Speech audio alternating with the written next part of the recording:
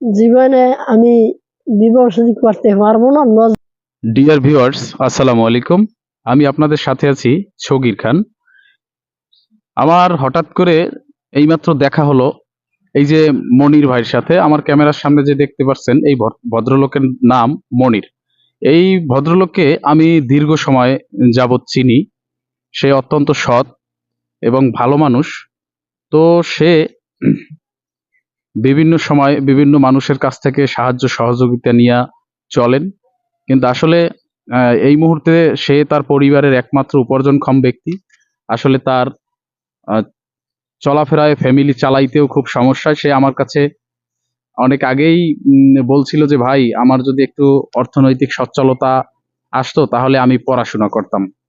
সে আসলে পড়াশোনা করার জন্য খুবই আগ্রহী, তবে আসলে অর্থনৈতিক অসচ্ছলতার জন্য সে পড়াশোনার খরচ সে পরিচালনা করতে পারে না এবং সংসারে মা বাবা, ছোট ভাই এদেরকে নিয়ে একমাত্র উপার্জনক্ষম ব্যক্তি সে। তার বাবাও অসুস্থ। সেই বাবাও এখন আসলে ওইভাবে ফ্যামিলি চালানোর মতন ইনকাম করতে পারে না। তাই দেখি আমরা একটু মনির ভাইয়ের সাথে কথা বলি। আর যদি কোনো সহৃদয়বান ব্যক্তি থাকেন যে মনির ভাইকে একটু সহযোগিতা করা যায়, তাহলে করতে পারেন। আর আমরাও আমাদের সাধ্য মতন যতটুকু সম্ভব চেষ্টা করি মনির ভাইয়ের পাশে থাকা। আচ্ছা, আমরা একটু মনির ভাইয়ের সাথে কথা বলি যে আসলে তার বর্তমান অবস্থাটা কি। মনির ভাই, আমরা যদি একটু আপনার সাথে কথা বলি। কি বলবো, আমার বলার কিছুই নেই। কিন্তু আমি আমার মা ছোটবেলায় মারা গেছে। আমার আব্বা ছোটবেলায় ফালাই ফিরে আসছে।